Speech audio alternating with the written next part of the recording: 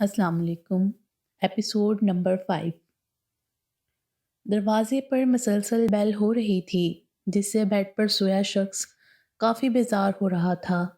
वो कल सुबह 6 बजे ऑफिस की तरफ से एक मीटिंग अटेंड करने लंदन गया था और आज सुबह ही 4 बजे वो वापस लौटा था।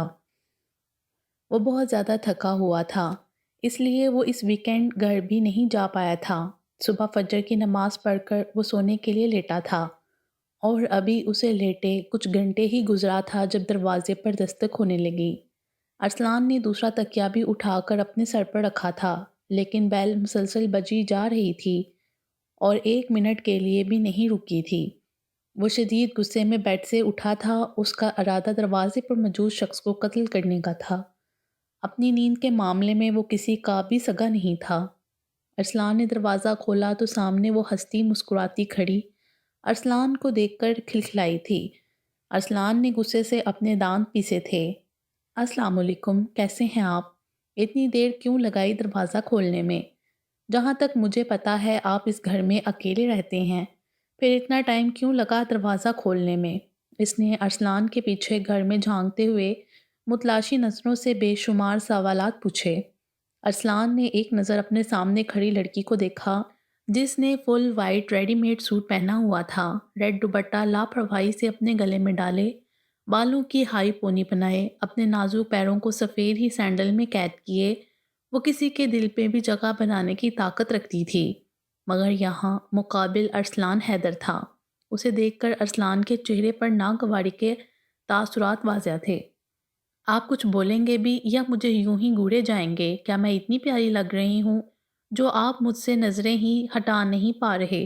अरसलान की तरफ से कोई जवाब न मिलने पर उसने थोड़ा शर्माते हुए कहा, आप यहाँ क्यों आई हैं? अरसलान ने अपने माथे पर अनगिनत बल डालते हुए कहा, उफ, बड़े ही कोई बेमुरव्वत इंसान हैं आप। अंदर तो आने दें, ये सारे सवाल यहाँ खड़े खड़े पूछेंगे। वो अपनी बात कहते हुए बड़ी बेतकल्लुफ़ी से घर में दाखिल हो गई थी। अरसलान पहले ही बहुत थका हुआ था, ऊपर से इसने उसकी नींद खराब की थी और अब उसकी ये फ़ज़ूल गुफ्तगू और इतनी बेबाकी से घर में दाखिल होने पर उसे बेतहाशा गुस्सा आया। अगर वो उसके बाप का लिहाज न रखता तो 1 मिनट में उसे अपने घर से बाहर निकाल देता। उसे लड़कियों की इतनी बेबाकी बिल्कुल भी पसंद नहीं थी।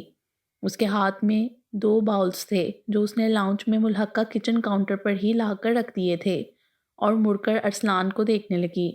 अरसलान ने दरवाज़ा बंद नहीं किया था और दरवाजे के पास ही खड़ा उसे देख रहा था। उसके माथे पर बल हनूस कायम थे। वैसे आप रफ से हुलिये में भी इतने ही प्यारे लगते हैं जितने ऑफिस जाते हुए। उसने अरसलान की तरफ देखते हुए मुस्कुराते हुए उसकी तारीफ़ की। क्या मैं जान सकता हूँ कि आप यहाँ पर तशरीफ़ क्यों लाई हैं? अरसलान ने उसकी बात को इग्नोर करते हुए पूछा। ओह हाँ, मैं तो भूल ही गई। आप भी ना हर बार की तरह बातों में लगा देते हैं मुझे। वो एक्चुअली मैंने सबके लिए बिरयानी और खीर बनाई थी, इसलिए मैं आपके लिए भी लेकर आई थी। इसने बाउल्स की तरफ इशारा करते कहा। मुझे मीठा बिल्कुल भी पसंद नहीं है। आप बराए मेहरबानी ये सब कुछ यहाँ से ले जा सकती हैं। अरसलान ने नागवारी से दरवाजे की बाहर की तरफ इशारा करते हुए कहा, खाया करें ना मीठा। आप जैसे कड़वे लोगों को मीठा खाने की शदीद ज़रूरत है। जब मीठा खाएंगे तभी मीठा मीठा बोलेंगे ना। वो अपनी बात कहती हुई आकर अरसलान के सामने खड़ी हो गई। अरसलान को समझ ना आए कि वो इससे अपनी जान कैसे छुड़वाए। फिर कुछ सोचते हुए इसने जान छुड़वाने के लिए बोला, शुक्रिया आपका इन सब के लिए। मैं टेस्ट करके आपको ज़रूर बताऊंगा। अरसलान ने अपनी बात कहते हुए आधा खुला दरवाज़ा पूरा खुला था, गोया ये उसके लिए इशारा था कि वो अब जा सकती हैं। अनाया इसका इशारा समझते हुए मुबहम सा मुस्कुराई थी और शाम को बर्तन लेने आने का कहकर वहाँ से चली गई थी। उसके जाने के बाद अरसलान ने इंतहाई गुस्से में दरवाज़ा बंद किया था और दोबारा सोने के लिए अपने कमरे में चला गया। यही वजह थी कि वो यहाँ पर एक दिन फालतू नहीं रुकता था। जैसे ही उसे फ्राइडे को ऑफ होता वो फ़ौरन फैसलाबाद के लिए निकल जाता था। माहम, माहम बेटा कहाँ हो? तुम यहाँ हो, मैं तुम्हें पूरे घर में ढूंढती रही थी। नौरीन बेगम माहम को आवाज़ें देती हुई अम्मा के कमरे में आईं तो उसे वहाँ बैठा देखकर इसके पास ही बैठ गईं। जी ताई अम्मी, कोई काम था? सॉरी मुझे आपकी आवाज़ सुनाई नहीं दी। ماہم نے انہیں یوں خود کو ڈھونڈتا دیکھ کر شرمندگی سے کہا، ارے نہیں بیٹا، سوری والی کیا بات ہے اس میں؟ وہ دراصل پرسوں احسن کی سالگرہ ہے، عائشہ نے پوری فیملی کو انوائٹ کیا ہے، اس لیے میں تمہیں کہنے آئی تھی کہ تیار رہنا پرسوں۔ تم، میں اور تمہارے بڑے ابو چلیں گے۔ نورین بیگم نے پیار سے ماہم کی طرف دیکھتے ہوئے کہا۔ نہیں دائی امی، آپ لوگ چلے جائیے، میرا دل نہیں چاہ رہا۔ ماہم نے نظریں جھکاتے ہوئے بے دلی سے کہا۔ کیوں بیٹا، کیا بات ہے؟ عائشہ نے مجھے خاص طور پر تمہیں لانے کا بولا ہے، اور تم زہرا سے بھی مل لینا۔ نورین بیگم نے اس کی آنکھوں میں دیکھتے ہوئے پوچھا۔ نہیں تائی امی، ایسی تو کوئی بات نہیں، بس میرا دل نہیں چاہ رہا۔ ماہم نے پھر سے نرمی سے انہیں انکار کیا۔ ماہم بیٹا چلی جاؤ، سارا دن تو کتابوں میں سر کھپاتی رہتی ہو، تھوڑا انجوائے ہو جائے گا۔ بس اب میں کوئی بات نہ سنوں، تم تو ہماری سب سے فرما بردار بچی ہو اور یوں بڑوں کی بات کو بار بار انکار نہیں کرتے۔ دادی نے پیار سے ماہم کے سر پر ہاتھ پھیرتے ہوئے کہا۔ جی دادو ٹھیک ہے، میں ریڈی ہو جاؤں گی، ماہم نے فرما برداری سے سر ہلاتے ہوئے کہا۔ ماشاء اللہ، بڑی فرما بردار بچی ہے میری، اللہ اس کے نصیب اچھے کرے۔ دادی نے اس کو پیار سے دیکھتے ہوئے دعا دی۔ آمین، نورین بیگم نے فوراً کہا۔ اماں، آپ بھی چلیں نا ہمارے ساتھ، ارسلان تو وہیں سے ڈائریکٹ اسلام آباد آئے گا۔ نورین بیگم نے دادی جان کو منانا چاہا۔ ارے نہیں بھائی، مجھ سے یہ سفر نہیں ہوتا، بس تم لوگ خیر خیریت سے جاؤ اور خیریت سے واپس آؤ۔ دادی نے صاف انکار کر دیا تھا، وہ کم ہی کہیں آیا جایا کرتی تھیں۔ ماہم، کل تم نے میرے ساتھ شاپنگ پر چلنا ہے بیٹا، احسن اور عائشہ کے لیے گفٹس لینے ہیں، نورین بیگم نے مسکراتے ہوئے ماہم سے کہا۔ جی دائی امی، بہتر۔ ماہم کا دھیان جانے کہاں تھا، گمسم سے لہجے میں جواب دیا۔ بیبی آج ہم پہلے مووی دیکھنے جائیں گے، پھر لنچ کریں گے اور پھر شام کو شاپنگ پر چلیں گے۔ رباب، جس نے ریڈ کلر کی نیٹ کی شارٹ شرٹ پہنے، ساتھ بلو جینز، کندھے تک آتے بالوں کو کھلا چھوڑے، ڈارک ریڈ لپسٹک لگائے، صاف معلوم ہو رہا تھا کہ خود کو خوبصورت بنانے میں کافی محنت کی گئی ہے اور وہ اس محنت میں کامیاب بھی ہوئی ہے، نے مسکراتے ہوئے ساتھ بیٹھے ہادی سے کہا۔ ڈن ڈیئر، ہادی نے اس کا ہاتھ پکڑتے ہوئے کہا۔ کار میں کافی تیز میوزک چل رہا تھا اور وہ دونوں باتیں کرنے میں مگن تھے۔ ہادی نے ایک دم سامنے دیکھتے ہوئے بس سٹاپ سے تھوڑا پیچھے گاڑی کو بریک لگائی تھی، جس سے ساتھ بیٹھی رباب کا سر سامنے لگتے لگتے بچا تھا۔ اس سے پہلے کہ وہ کچھ بولتی، ہادی نے فوراً ہی بولنا شروع کیا۔ رباب، اگر میں مر رہا ہوں تو کیا تم میری جان بچاؤ گی یا نہیں؟ ہادی نے پریشانی سے اس کی طرف دیکھتے ہوئے پوچھا۔ یہ کیسا سوال ہے ہادی؟ آف کورس میں تمہیں بچاؤں گی، رباب نے مرر میں دیکھتے ہوئے اپنے بال سیٹ کرتے ہوئے کہا۔ سمجھو وہ وقت آ گیا ہے۔ وہ جو سامنے بس اسٹینڈ پر لڑکی کھڑی ہے نا، بالکل پاگل ہے، اسے میرے ڈیڈ نے میری جاسوسی کرنے کے لیے ہائر کیا ہے۔ مجھے اپنی جان کی تو کوئی پرواہ نہیں، لیکن اگر میرے ساتھ کوئی لڑکی ہو نا تو یہ اسے دیکھ کر پاگل ہو جاتی ہے۔ میں نہیں چاہتا یہ تمہارا خلیہ بھی بگاڑ دے۔ ہادی نے اس سے پر اسرار انداز میں کہا اور اسے ڈرانے کی پوری کوشش کی۔ تم سچ کہہ رہے ہو ہادی، کیا یہ واقعی میں پاگل ہے؟ مگر دیکھنے میں تو نہیں لگ رہی۔ رباب سچ میں ڈر گئی تھی۔ بیبی، میں تم سے جھوٹ کیوں بولوں گا؟ اگر تمہیں میری بات پر یقین نہیں ہے تو ٹھیک ہے، میں گاڑی آگے لے جاتا ہوں، لیکن جو بھی ہوگا میں اس کا ذمہ دار بالکل بھی نہیں ہوں گا۔ ہادی نے یہ کہتے ہوئے گاڑی سٹارٹ کی۔ نہیں نہیں ہادی، مجھے تمہاری بات پر یقین ہے، میں یہیں سے کیب لے کر چلی جاؤں گی۔ ڈونٹ وری اباؤٹ می، تم اپنا دھیان رکھنا، یہ کہتے ہوئے رباب جلدی سے گاڑی سے اتر کر کیب ہائر کرنے لگی۔ ہادی نے ایک لمبا سانس لیا اور گاڑی سٹارٹ کرتے ہوئے بس اسٹینڈ کے سامنے روکی۔ ہادی دل ہی دل میں کہہ رہا تھا، یا اللہ پلیز آج بچا لینا، اس نے رباب کو میری گاڑی سے نکلتے ہوئے نہ دیکھا ہو بس۔ اور گاڑی سے باہر نکلا۔ ہیلو امل، کیسی ہو؟ ہادی نے بڑے فرینک سے انداز میں اپنے سامنے کھڑی لڑکی کو مخاطب کیا، جس نے مونگی رنگ کی شرٹ ساتھ ریڈ ٹراؤزر اور ریڈ دوپٹہ لیے اپنی کمر تک آتے کالے سیاہ بالوں کو آدھے کھلے چھوڑے اور آدھے کیچر میں مقید کیے۔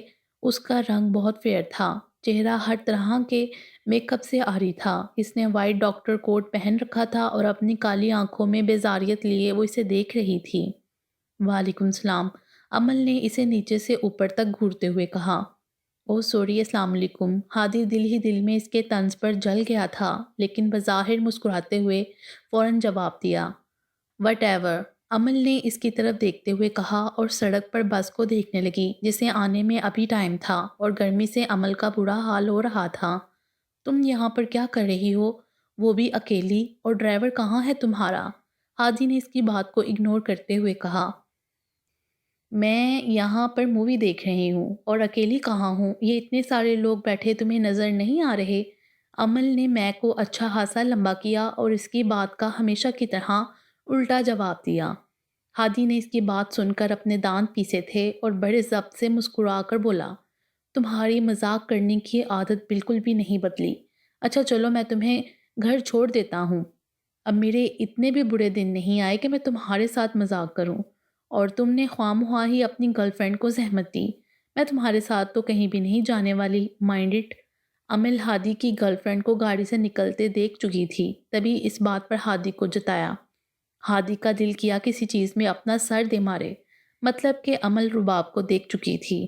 بڑے ضبط سے مسکراتے ہوئے بولا، دیکھو امل، بہت گرمی ہے، آنٹی بھی پریشان ہو رہی ہوں گی کہ امل ابھی تک آئی نہیں۔ ضد مت کرو ورنہ میں ابھی ڈیڈ کو کال کر کے بتاؤں گا۔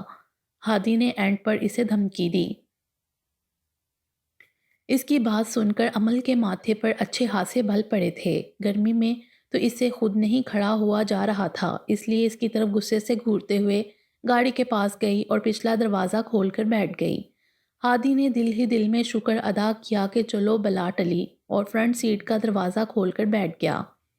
امل آگے بیٹھ جاتی، تم پیچھے کیوں بیٹھی ہو؟ ہادی نے مرر امل پر سیٹ کرتے ہوئے بات بدلنے کی کوشش کی۔ آگے تو تمہاری گرل فرینڈ بیٹھی ہے نا، اور میں تمہاری گرل فرینڈ بالکل بھی نہیں ہوں۔ چپ کر کے گاڑی چلاؤ، زیادہ فری ہونے کی ضرورت نہیں ہے۔ امل نے اس کی اچھی خاصی طبیعت صاف کی تھی اور پھر اپنے موبائل میں مصروف ہو گئی۔ ہادی کا دل کیا چلتی گاڑی سے اس کو دھکا دے دے، اس کے اوپر تیل ڈال کر اس کو آگ لگا دے، اسے سمندر میں لے جا کر پانی میں دھکا دے دے۔ پتہ نہیں خود کو کیا سمجھتی ہے، کالے بالوں والی چڑیل نہ ہو تو۔ ہادی جو کسی کو اپنے آگے ٹکنے نہیں دیتا تھا، جو سب کو اپنی انگلیوں پر نچاتا تھا، امل فاطمہ سے ہمیشہ ہی بے عزت ہوتا آیا تھا۔ وجہ بھی آپ کو جلد معلوم ہو جائے گی۔ کچھ دیر بعد ہی امل کو مرر میں گھورنے کے بعد ہادی ذرا سی ہفکی لیے بولا، میں نے تمہیں کتنی دفعہ کہا ہے مجھے آپ کہا کرو، میں تم سے پورے 2 سال 1 مہینہ 8 دن اور 5 گھنٹے بڑا ہوں۔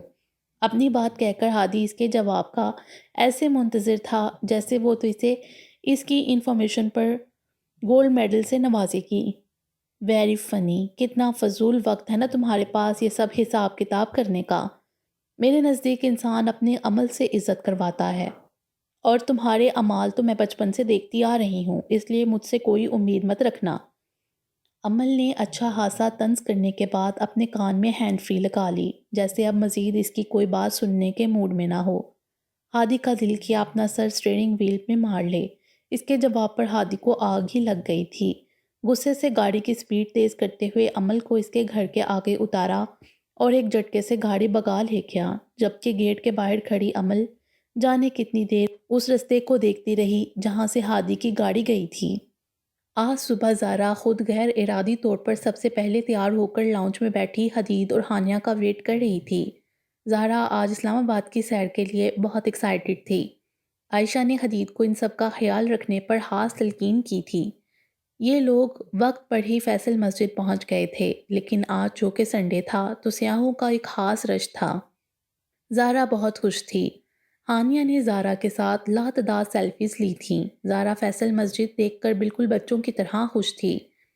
اب انہیں سیر کرتے ہوئے 2 گھنٹے گزر چکے تھے تو یہ لوگ تھوڑی دیر کے لیے قریبی پارک میں آ کر بیٹھ گئے۔ آج حدید صاحب بہت اچھے سے تیار ہو کر آئے تھے اور اپنا گٹار بھی ساتھ لائے تھے۔ شاید آج وہ زارا کو امپریس کرنے میں کوئی کسر نہیں چھوڑنا چاہتا تھا۔ ہاں تو بتائیے مس فیصل آباد، مزہ آیا آپ کو؟ حدید نے بہت جوش سے ادھر ادھر دیکھتی زارا سے پوچھا۔ مجھے بہت مزہ آیا، زارا نے ایک پل کے لیے آنکھیں بند کر کے اپنی خوشی کو محسوس کرتے ہوئے بتایا۔ تھینک گاڈ تم بور نہیں ہوئی۔ حدید کو یہ بچوں سی خوش زارا اچھی لگی تھی۔ حدید بھائی چلے ہمیں ایک اچھا سا گانا سنائیے اور ہماری یہ ٹرپ اور یادگار بنائیے، احسن نے حدید کو گٹار پاس کرتے ہوئے کہا۔ زارا کو سانگ بہت پسند تھے۔ حدید کو گٹار کور سے نکالتے ہوئے دیکھ کر زارا کی آنکھوں میں چمک تھی۔ زارا آپی، آپ حدید بھائی کی آواز سنیں گی نا تو ان کی فین بن جائیں گی، احسن نے اسے گرم جوشی سے بتایا۔ زارا نے اس کی بات پر ہلکا سا مسکرا کر احسن کو دیکھا اور اپنے گھٹنوں کے گرد بازو باندھ کر بیٹھ گئی۔ زارا نے اپنے سامنے بیٹھے شخص کو دیکھا جس نے آسمانی رنگ کی ٹی شرٹ ساتھ وائٹ جینز پہنے۔ اس کا کلر کافی فیئر تھا، لمبی کھڑی مغرور ناک، کالے بال پیشانی پر بکھرے ہوئے تھے جو ہوا چلنے کے باعث اس کے ماتھے پر بکھر رہے تھے۔ چہرے پر سب سے زیادہ کشش اس کی گرے آنکھوں کی تھی جو اسے باقی سب سے منفرد اور خوبصورت بناتی تھی۔ اس کا اخلاق بھی اسی کی طرح خوبصورت تھا۔ جانے کیوں آج زارا اس کا غیر ارادی طور پر جائزہ لے رہی تھی۔ ارسلان اور احمد کے بعد یہ پہلا شخص تھا جو زارا کو اٹریکٹ کر رہا تھا۔ اب تم مجھے ایسے اتنے غور سے دیکھو گی تو پیار ہو جائے گا۔ حدید کب سے اپنے آپ پر زارا کی نظریں محسوس کر رہا تھا۔ اپنی ہنسی کو ہونٹوں میں دباتے ہوئے زارا کی طرف دیکھتے ہوئے شرارت سے بولا۔ اس کی بات سے احسن اور ہانیہ نے کہکا لگایا تھا تو وہیں اس کی طرف دیکھتی زارا اپنے حواسوں میں لٹی تھی اور بوکھلا کر ادھر ادھر دیکھنے لگی۔ حدید اس کے اس رد عمل پر مبہم سا مسکرایا تھا اور اس کی طرف دیکھتے ہوئے بولنا شروع کیا۔ زارا نے اس کی بات پر کوئی اثر نہیں دیا تھا، ہاں البتہ اس کے اس طرح پوچھنے پر اسے ایک نظر دیکھ کر اپنا رخ دوسری طرف کر لیا۔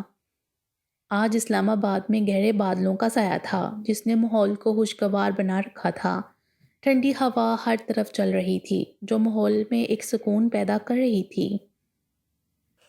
تو ہی یہ مجھ کو بتا دے چاہوں میں یا نہ، اپنے تو دل کا بتا دے چاہوں میں یا نہ، اتنا بتا دوں تجھ کو چاہت پر اپنی مجھ کو، یوں تو نہیں اختیار پھر بھی یہ سوچا دل نے، اب جو لگا ہوں ملنے پوچھوں تجھے ایک بار اور، تو ہی یہ مجھ کو بتا دے چاہوں میں یا نہ۔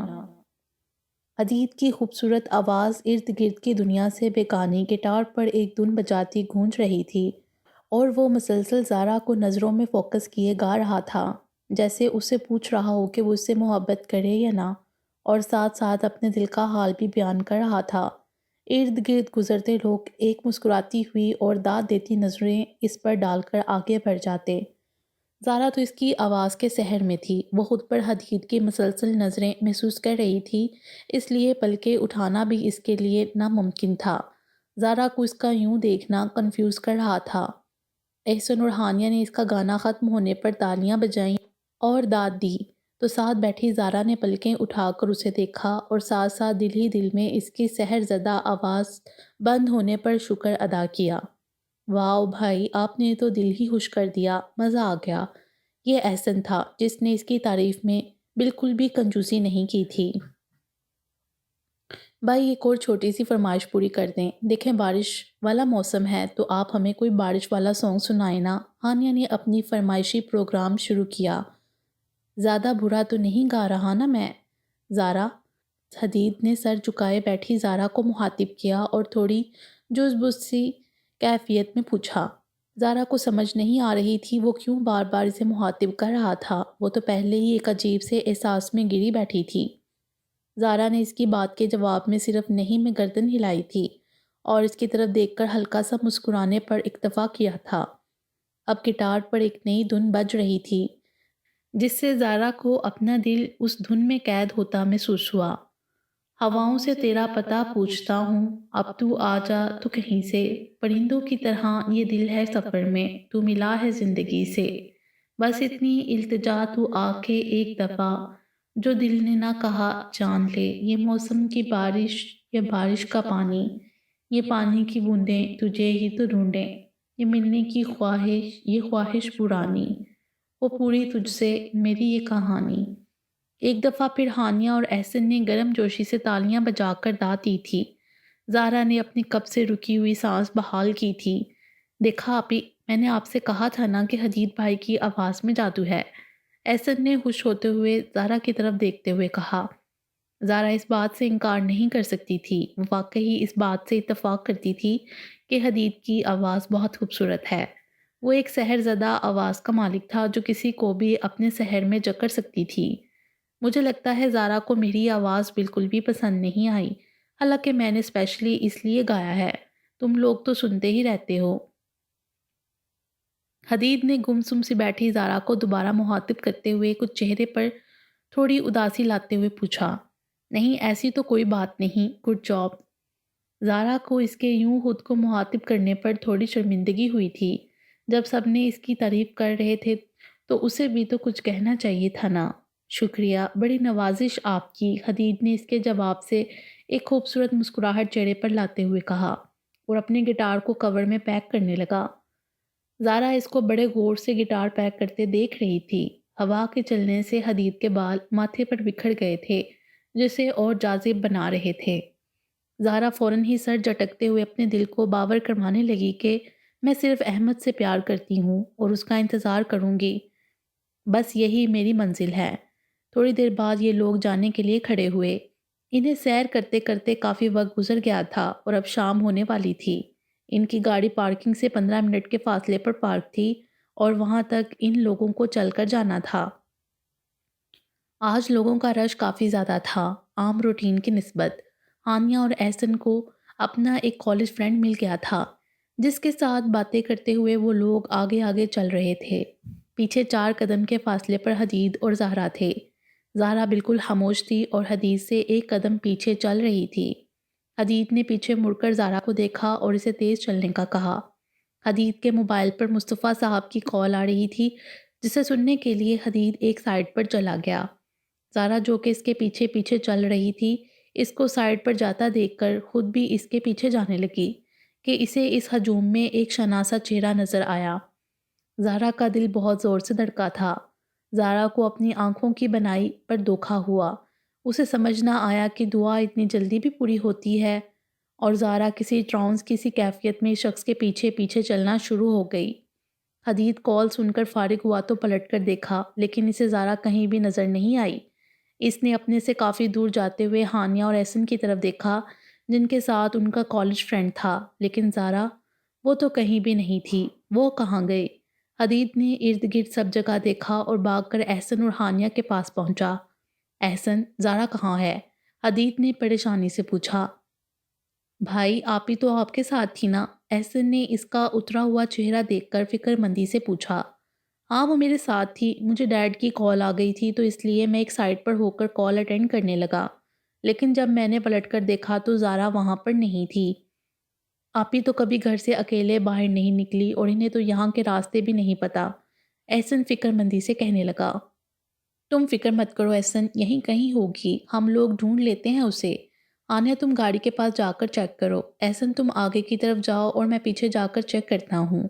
حدید نے بظاہر تو اسے تسلی دی لیکن اندر سے وہ خود بھی پریشان ہو گیا تھا۔ وہ تینوں مختلف سمتوں میں اسے ڈھونڈنے نکل پڑے۔ احسن بار بار زہرا کا نمبر ٹرائی کر رہا تھا لیکن وہ آف تھا۔ احسن نے زہرا کا نمبر حدید کو بھی سینڈ کیا تھا اور وہ بھی کافی ٹرائی کر چکا تھا لیکن فون مسلسل بند جا رہا تھا۔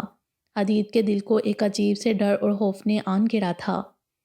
کسی کو کھو دینے کا ڈر، کسی کے مستقل کھو جانے کا ڈر۔ اس کا دل مسلسل دعا گو تھا کہ زہرا خیریت سے ہو۔ انہیں زہرا کو ڈھونڈتے ہوئے 1 گھنٹہ ہو چکا تھا لیکن زہرا کی کوئی خبر نہیں تھی۔ ہر طرف شام کے سائے گہرے ہونے شروع ہو گئے تھے اور رات کا اندھیرا پھیلنا شروع ہو گیا تھا۔ شام کے تقریباً 7 بج رہے تھے اور زہرا کو گم ہوئے 3 گھنٹے گزر چکے تھے۔ ان تینوں نے 1 منٹ بھی اپنے قدموں کو نہیں روکا تھا۔ وہ مسلسل زہرا کو ڈھونڈ رہے تھے۔ ہانیہ کافی بولڈ لڑکی تھی اور اسلام آباد کے چپے چپے سے واقف تھی۔ احسن کو اب صحیح معنوں میں پریشانی لاحق ہو رہی تھی۔ اگر زہرا نہ ملی تو وہ گھر پر کیا جواب دے گا؟ اپنی ماما کو، نورین خالہ کو، ارسلان کو، ان سب کو کیا جواب دے گا کہ وہ اپنی بہن کا دھیان نہیں رکھ سکا؟ ہانیہ نے ارد گرد ساری جگہیں چیک کر لی تھیں لیکن زہرا کہیں پر بھی نہیں تھی۔ احسن واپس اسی جگہ پر آ گیا تھا جہاں سے اس نے ڈھونڈنا شروع کیا تھا۔ تھوڑی دیر بعد ہانیہ بھی وہیں آ گئی۔ ہانیہ اندر سے بہت ڈری ہوئی تھی لیکن وہ اس وقت اپنے ڈر کو ظاہر کر کے احسن کو اور پریشان نہیں کرنا چاہتی تھی۔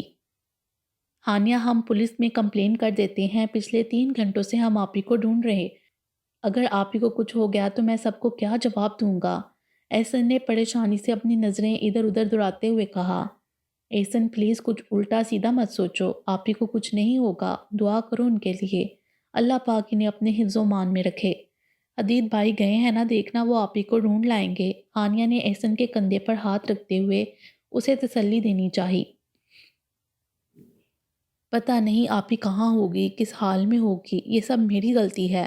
مجھے انہیں اکیلا چھوڑنا ہی نہیں چاہیے تھا، احسن نے بے بسی کسی کیفیت میں کہا۔ احسن اللہ پر اعتماد رکھو، کچھ نہیں ہوگا آپ ہی کو، میں حدید بھائی کو کال کرتی ہوں۔ ہانیہ ایک سائٹ پر جا کر حدید کو کال کرنے لگی، لیکن اس کا نمبر بزی جا رہا تھا۔ حدید نے ارد گرد کا چپا چپا چھان مارا تھا، لیکن زارا تو یوں نظروں سے اوجھل ہوئی جیسے کوئی خواب ہو۔ حدید ہمت نہیں ہارنا چاہتا تھا، لیکن ہر گزرتا لمحہ اس کا سانس تنگ کرتا جا رہا تھا۔ وہ پولیس کی ہیلپ نہیں لینا چاہتا تھا تاکہ زارا کی بدنامی نہ ہو، وہ اسے خود ڈھونڈنا چاہتا تھا۔ حدید کی آنکھوں کے سامنے ڈری ہوئی کانپتی ہوئی زارا کا چہرہ بار بار لہرا رہا تھا، جب وہ ایک چھوٹے سے کتے کے بچے سے ڈر گئی تھی۔ حدید نے اپنی زندگی میں اللہ سے بہت کم کچھ مانگا تھا، بلکہ یوں کہنا بہتر ہوگا کہ اسے کبھی اللہ سے کچھ مانگنے کی ضرورت ہی نہیں پڑی۔ اسے آج تک ہر چیز بنا مانگے ملی تھی۔ اس کے ڈیڈ نے اس کے منہ سے نکلی ہر بات پوری کی تھی۔ شاید یہی وجہ تھی کہ اسے کبھی اللہ سے براہ راست کچھ مانگنے کی ضرورت نہ پڑی ہو۔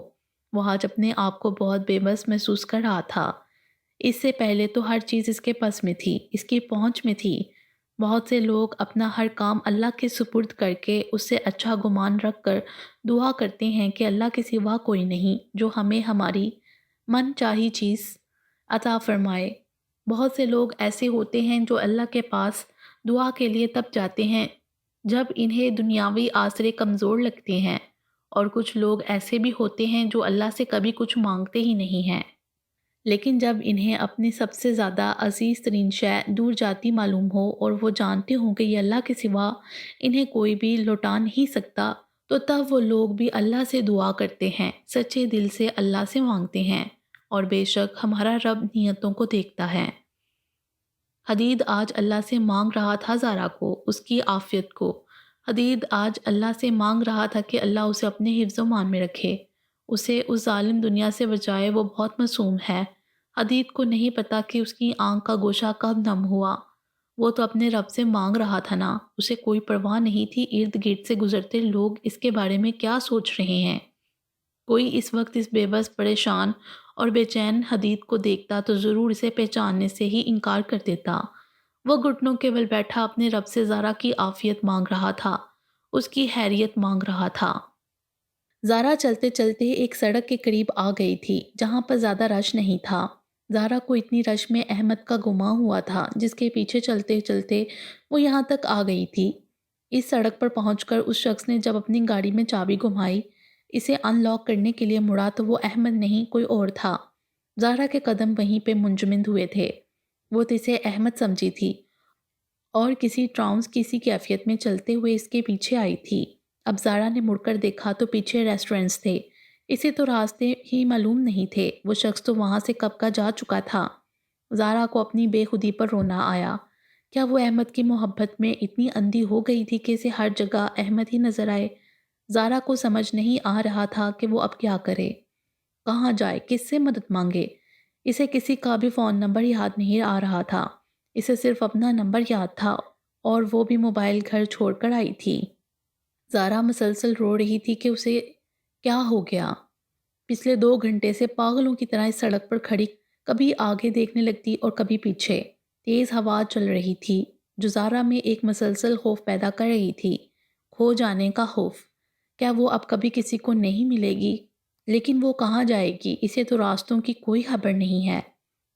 رات کی بڑھتی ہوئی تاریکی زارا پر ایک خوف طاری کیے ہوئے تھی۔ زارا بار بار اپنے سر پر اپنے دوپٹے کو درست کرتی اور اپنی آنکھوں کو دوپٹے کے کونے سے رگڑتی جہاں سے مسلسل آنسو بہہ رہے تھے۔ زارا اپنی دھند میں نیچے دیکھتی آنسو بہا رہی تھی جب اس کے پاس 2 لڑکے آ کر کھڑے ہوئے۔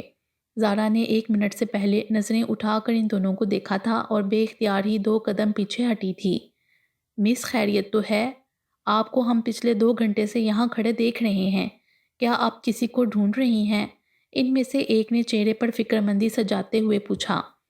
یا آپ اس ظالم دنیا میں کھو گئی ہیں؟ جبکہ دوسرے نے چہرے پر مکروہ مسکراہٹ لاتے ہوئے پوچھا۔ دیکھیں، آپ ہم سے ڈریں مت، ہمارا تو کام ہی ہے آپ جیسی لڑکیوں کی مدد کرنا۔ زارا کی ڈر کے مارے آواز ہی نہیں نکل رہی تھی، بس اپنے بہتے آنسوؤں کو صاف کرتے ہوئے دل ہی دل میں آیت الکرسی پڑھنے لگی۔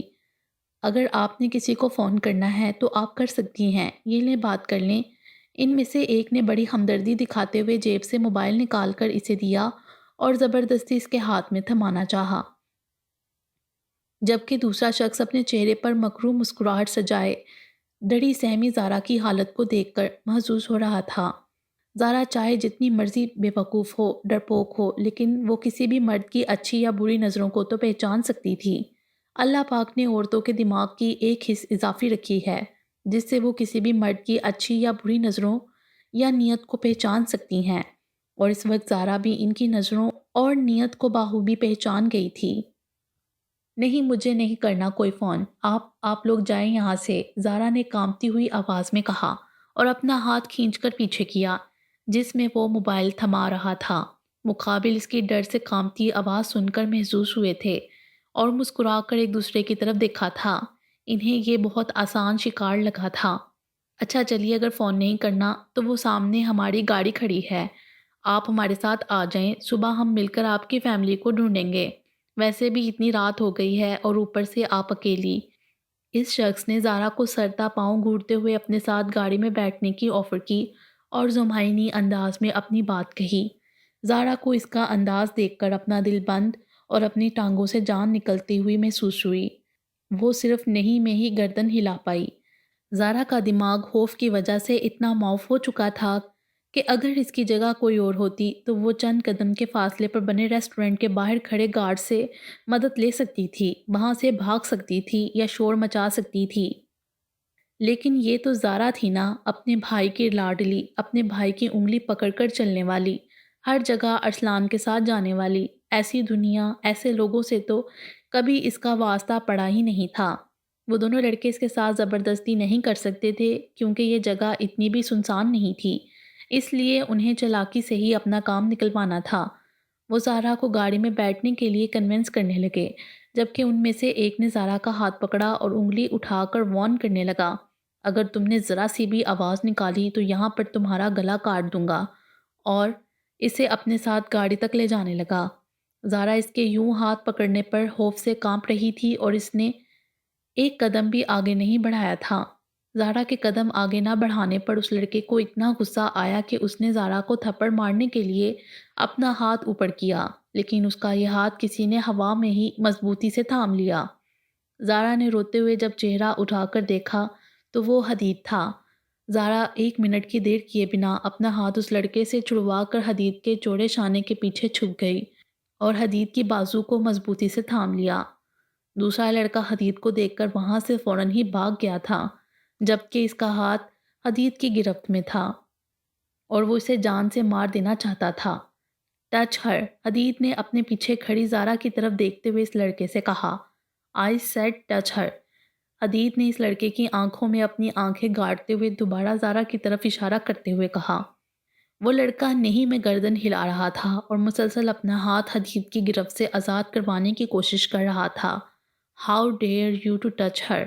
حدید غصے سے داڑا تھا۔ اس کی اتنی غصے سے بڑی آواز سن کر زارا اور ڈر گئی تھی اور کانپنے لگی۔ حدید نے اسے گریبان سے پکڑ کر اس کے منہ کا برا حال کر دیا۔ حدید نے اسے ایک زوردار تھپڑ مارا جس سے وہ لڑکا پیچھے کو 2 قدم لڑکھڑایا اور اسے بھاگنے کا موقع ملا تھا۔ حدید نے اس کے پیچھے جانے کے لیے اپنے قدم آگے بڑھائے، لیکن وہ تکلیف جیسے وہ اتنی دیر سے اگنور کر رہا تھا، اس تکلیف سے اس نے 1 منٹ کے لیے آنکھیں بند کر کے اپنی سانس واپس اندر کھینچی تھی۔ زارا نے اس کا بازو پکڑا ہوا تھا جس میں غیر ارادی طور پر وہ اپنے ناخن گاڑ رہی تھی۔ ناخنوں کی وجہ سے حدید کی سفید بازو پر اچھے خاصے زخم بن گئے تھے اور اس میں سے خون رس رہا تھا۔ حدید نے پلٹ کر ڈری ہوئی اور خوف سے کانپتی زارا کو دیکھا، نرمی سے اس کے دونوں ہاتھ اپنے بازو سے ہٹائے اور اس کی طرف دیکھتے ہوئے بولا، تم ٹھیک ہو؟ وہ مجھے اپنے ساتھ لے جا رہے تھے، زارا نے کپکپائی آواز میں کہا۔ ریلیکس زارا، وہ اب یہاں پر نہیں ہے، تمہیں ڈرنے کی کوئی ضرورت نہیں ہے۔ حدید نے اس کا ڈر کم کرنا چاہا۔ زارا نے ہاں میں گردن ہلائی، لیکن اس کی کپکپاہٹ کو وہ بخوبی دیکھ سکتا تھا۔ بی بریو زارا، میں ہوں یہاں پر تمہارے ساتھ۔ تم یہاں پر کیسے آئی؟ زارا کچھ نہ بولی، بس ہچکیوں کے ساتھ روتی رہی۔ جب حدید نے دوبارہ پوچھا، زارا کیا تم مجھے بتاؤ گی تم یہاں پر کیسے آئی؟ وہ احمد تھا یہاں، میں اسی کے پیچھے آئی تھی، لیکن وہ احمد نہیں تھا۔ زارا نے روتے ہوئے اسے بتایا۔ احمد؟ کون احمد؟ حدید کو اس کے منہ سے کسی لڑکے کا نام سن کر بالکل بھی اچھا نہیں لگا تھا۔ اس نے فوراً ہی اس سے سوال پوچھا۔ مجھے گھر جانا ہے، زارا نے تھوڑا سنبھلتے ہوئے اپنے آنسو صاف کرتے ہوئے کہا۔ حدید نے اس کی حالت کو دیکھتے ہوئے اس سے مزید کچھ نہیں پوچھا۔ ریسٹورنٹ سے پانی کی بوتل لی، زارا کو دی اور خاموشی سے اسے لیے گاڑی کی طرف چل دیا۔ حدید دل ہی دل میں اللہ کا شکر ادا کر رہا تھا کہ اسے زارا صحیح سلامت مل گئی ہیں۔ آج اس نے پہلی بار اللہ سے کچھ مانگا تھا سچے دل سے، اور وہ اسے ملا بھی تھا۔ حدید اسے ڈھونڈتے ہوئے یہاں تک آیا تھا۔ یہ راستہ فیصل مسجد کی بیک سائڈ پر کافی آگے کو تھا۔ ایک دفعہ اس کی گاڑی یہاں پر خراب ہوئی تھی، اسی خیال کے تخت وہ یہاں پر پہنچا تھا، اور جب اس نے ان دو لڑکوں کو زارا کو تنگ کرتے دیکھا تو حدید کا خون کھولا تھا۔ حدید ایک ٹھنڈے مزاج کا، ہر وقت ہنستے مسکراتے رہنے والا انسان ہے۔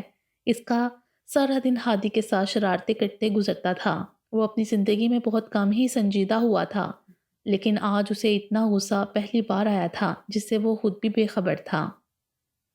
آنیہ اور احسن تو زارا کو دیکھ کر دوبارہ جی اٹھے تھے۔ زارا کو صحیح سلامت دیکھ کر دونوں نے اللہ کا شکر ادا کیا تھا اور اسے لیے گاڑی میں بیٹھ گئے۔ حدید نے عائشہ کو کال کر کے کہہ دیا تھا کہ آنٹی ہم لوگ کھانا باہر ہی کھائیں گے۔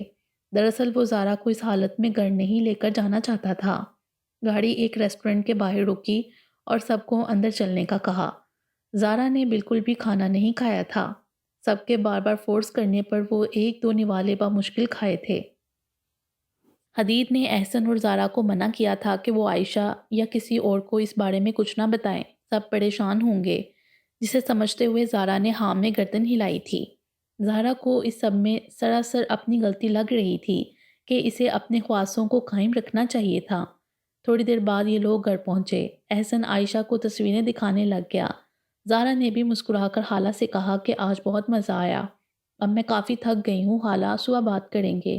عائشہ نے مسکراتے ہوئے زارا کو اپنے ساتھ لگایا اور اسے کمرے میں جانے دیا۔ زہرا اپنے کمرے میں آتے ہی منہ پر ہاتھ رکھ کر رونا شروع ہو گئی۔ کافی دیر کا کیا ہوا ضبط ٹوٹا تھا۔ اگر آج حدید وہاں پر نہ آتا اور وہ لڑکے اسے لے جاتے تو اس کا کیا بنتا؟ یہ سوچ زہرا کے دماغ میں ایک خوف بن کر بیٹھ گئی تھی۔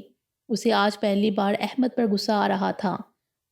اسے پہلی بار اسے اپنی محبت پر غصہ آ رہا تھا، جس کی وجہ سے وہ آج اس حال کو پہنچ گئی تھی۔ اس سے پہلے تو وہ احمد کا ہر قصور معاف کرنے کو تیار تھی، لیکن آج بات زارا کی عزت کی تھی۔ کاش احمد تم مجھے کبھی ملے ہی نہ ہوتے، میری منگنی تمہارے ساتھ کبھی ہوئی ہی نہ ہوتی، تم میرے کزن ہی نہ ہوتے، میرا دل تمہیں یوں پاگلوں کی طرح نہ چاہتا۔ کاش احمد ایسا کبھی نہ ہوتا۔ اب تو میری دیوانگی کا یہ عالم ہے کہ ہر جگہ تم ہی دکھائی دیتے ہو۔ آج احمد تمہاری وجہ سے مجھے کچھ ہو جاتا تو میں جیتے جی مر جاتی۔ تمہیں میری زندگی میں آنا ہی نہیں چاہیے تھا۔